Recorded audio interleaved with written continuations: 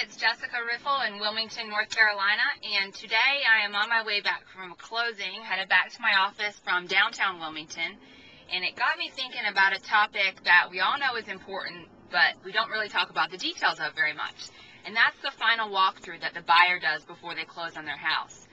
Often, we know the final walkthrough is important to make sure that everything is intact and everything is great with the house, that we can go ahead and we have a kind of a clear to close, that the buyer's happy. And often we think that the most important time to do that final walkthrough is right before closing. So a lot of times agents will meet their buyers at the house that the buyer's purchasing on their way to the attorney's office, and they'll do a walkthrough of the house and then head on to the attorney's office for closing. And that's great because, 9 times out of 10, usually everything's fine at the house looks great, and we're excited that we're purchasing and we're headed to closing. But every once in a while, there's something wrong.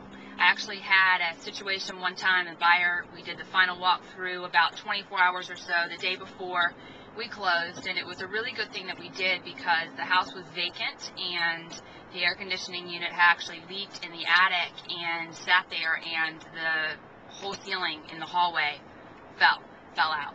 So because we did it the day before, we had enough time to handle everything, and we were able to close, and everything was fine. But if we would have done that walkthrough on the way to the attorney's office, it would have caused multiple problems for the buyer.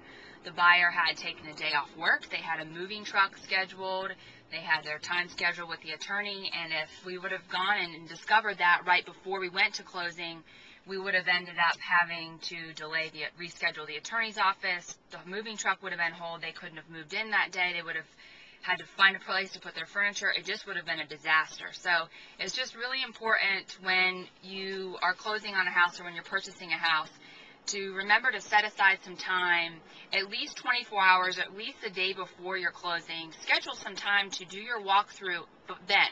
That way, just in case there is anything, you have time to handle it before you close on your house the next day.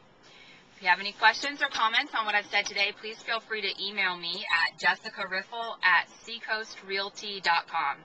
Thanks for listening. I hope you have a great day.